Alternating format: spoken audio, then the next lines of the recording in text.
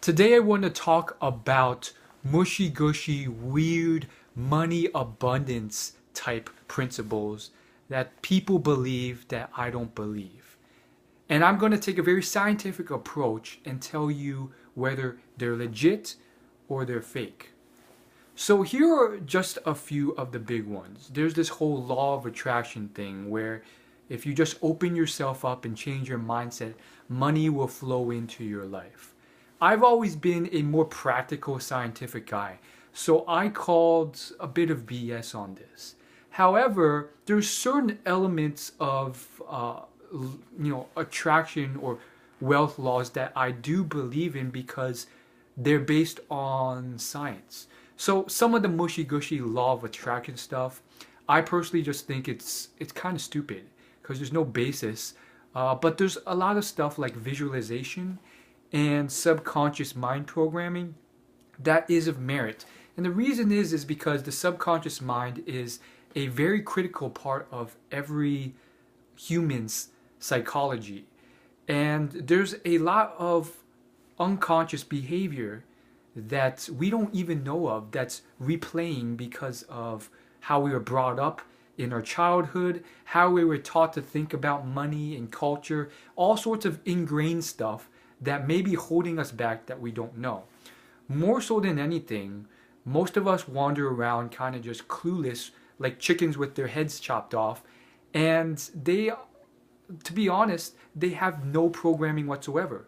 And therefore, their subconscious mind is just like a smattering of noise. However, what I've seen a lot of top performers do is that they will pre-program their specific goals for the next year or the next 5 years.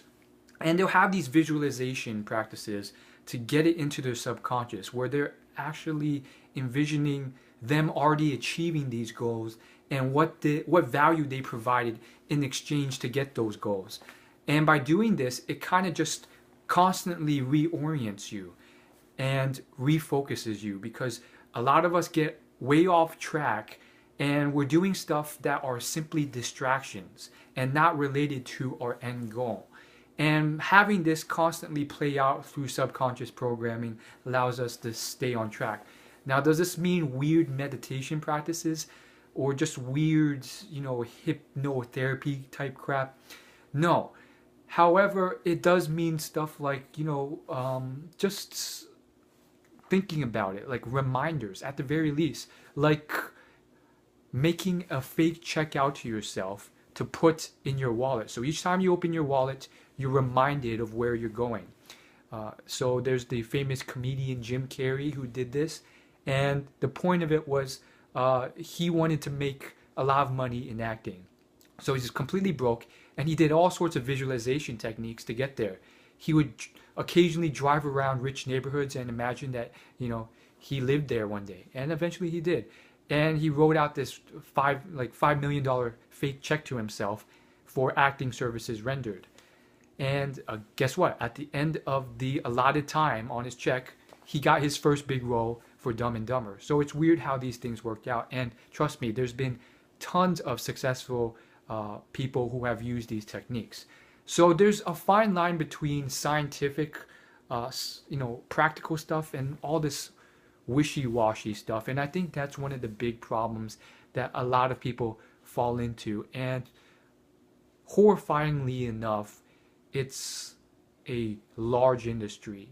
Like people are paying thousands of dollars for hypnotherapy, NLP, for all sorts of weird, stupid stuff that I think is just a scam, generally speaking, again, for the most part. And there's all sorts of crap out there that it's just crazy how many people believe in law of attraction and all this stuff. And it's a huge market. Like people are actually paying for this stuff. Literally, there's actually people who believe that if you use feng shui, it will open you up to the law of attraction.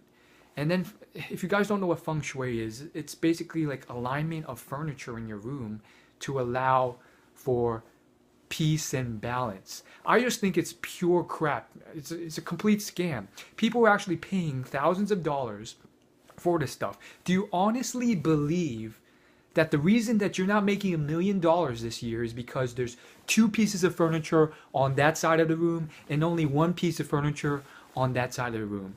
Regardless, though, there's tons of people who will disagree with me, and they're spending, guess what, thousands of dollars, their own hard-earned dollars, to pay for feng shui lessons. So, to each their own. If you have that much to spend, there it is. Now, to take a practical scientific approach to feng shui, do I think there's some amount of merit to it?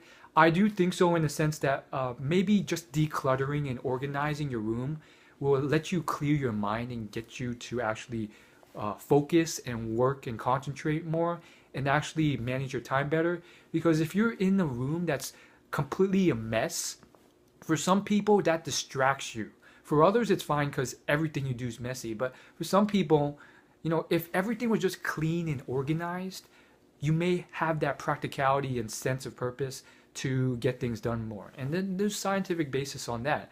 As far as this stuff where it's like opening yourself up to the law of attraction and letting the world have you, and if you do that and you pay this $100 fee for this thing, then you will have money flood into your world. I think it's a bit of crap, and there's a bunch of people that sell this stuff.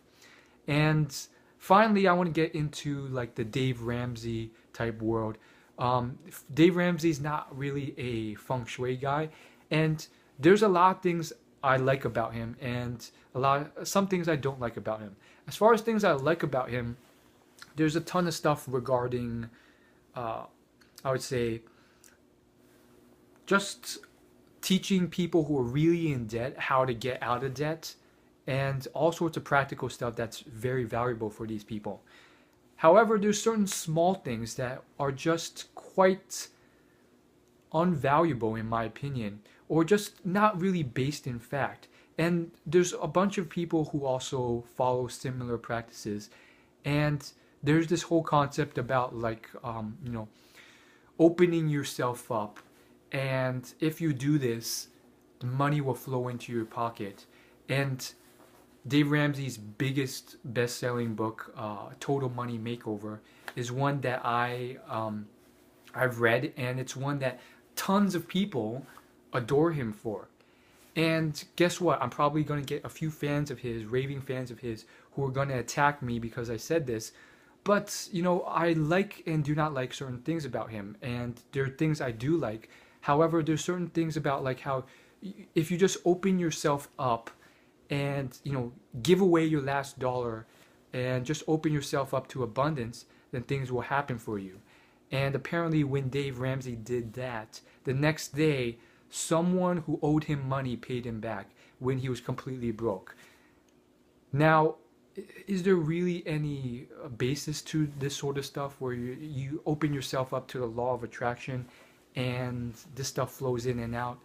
I wouldn't say necessarily. However, I do think in terms of a practical sense, there may be some value in it, not to the complete sense where you just go crazy with it, but I do think that the reason why this works, and I've heard similar stories from Tony Robbins and other people. Tony Robbins, he gave his last dollar to a child, and he had like $15 left, and rather than clinging on to it, he just gave it away because, at that point he was just like, whatever, I'm screwed anyways.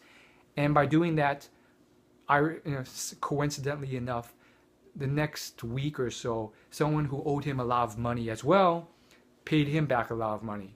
So again, I wouldn't recommend doing exactly this, because guess what? A lot of people, first off, some people don't have others who owe them money.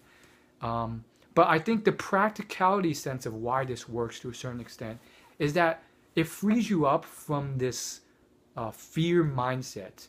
I think from a more practical explanation on why this may work to a certain extent is that people are too fearful of losing money, and so they constrain themselves to a mediocre, good enough job because they're so scared of the unknown. They don't know what it's like to be homeless or have no money in their bank. So by giving away your last dollar or whatever, you open yourself up by giving a large percentage of your money to the point where it hurts to charity. It opens yourself up, and apparently that's what Dave Ramsey did. He said like what he donated enough money to the point where it hurt, and by doing so he ended up making more money. And I think one element of this is freeing yourself from that constraint, because what you realize, and Tim Ferriss has done actual experience on this, where he lived like he was homeless for a month. The point of it is, once you actually feel how it's like, you realize, hey, it's not that bad actually. Is this what I feared so much? And you realize that, hey, I'm not going to starve to death even if I am homeless. It's not actually that bad. It frees yourself from this fear, which will allow you to work with money in a different way. Now, again, am I a complete adherent, or do I agree completely with what Dave Ramsey says and all his stuff about how you should donate that much money? I don't think so. I do think a lot of billionaires have gotten there without doing something ridiculous like donating a large percentage of your money to charity. I'm more along the lines of how Warren Buffett is. He's very practical, and his advice is, if you have the money to donate, it's better to do it now. But if you're like me and you have that, investing ability to compound that $1 million into $1 billion, then it might be better off just waiting until you get there, and because then you can donate more money. So that's what Bill Gates and a lot of other billionaires have done. Bill Gates and Warren Buffett and a number of other wealthy individuals, including the founder of 4-Hour Energy, 5-Hour Energy, they've donated 99% of their money to charity after they've accumulated a lot of it. So again, I think that's more of a practical thing to do. Warren Buffett, he could have donated a large percentage of his money while he was a millionaire, but he reinvested that, and it allowed him to grow that into billions.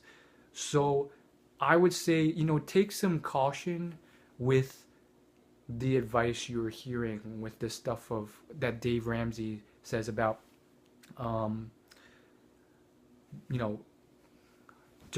donating until it hurts.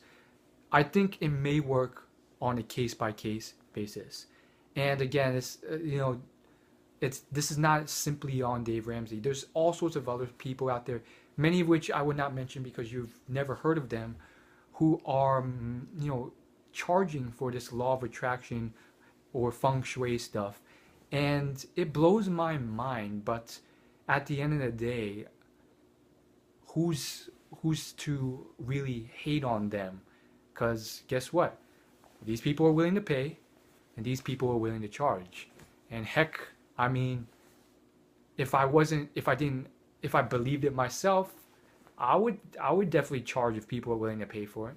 So that's just very interesting. This video was inspired by certain things I stumbled across where I was just shocked because people are literally willing to pay tons of money for this stuff. That's it. Thanks for watching. See you in my next video.